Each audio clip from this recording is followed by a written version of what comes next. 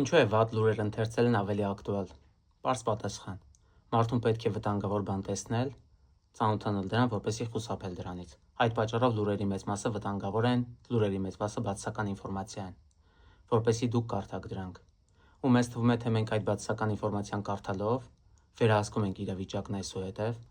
բայց իրականությունն այն է, որ մենք աղբով ենք լցնում մեր ներսը։ Երբեք լուրերով չեք տեսնի, թե մարդիկ ինչքան երջանիկ են։ Դուք կտեսնեք, որ պատերազմներ են, ավտովթարներ են, ինչ-որ վատ դեպքեր են եղել այլ տեղեր։ Գրողը տանի, երբ պատերազմներ չեն եղել։ Մենք ինչքան ապրում ենք, մեզանից առաջ եղել է պատերազմ, մեզանից հետո լինելու է, մեր օրոք կա։ Այսինքն պատերազմներ միշտ են եղել։ Բայց չի նշանակում, որ մեր կյանքը պետք է թունավորենք անդադ պատերազմի մասին մտածելով։ Չէ՞ որ կյանքում նաև խաղաղություն կա։ Կյանքում կորուստներ լինում են, բայց նաև ձեռքբերումներ կան եւ նոր ծնունդ է լինում։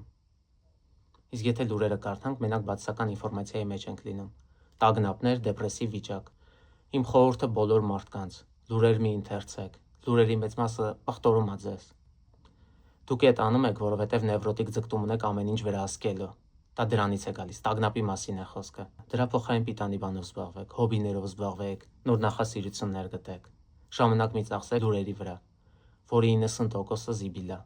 եւ պիտանի բան չեք ստանալու։ Քաղաքականություն, կրոնական ինչ-որ բաներ։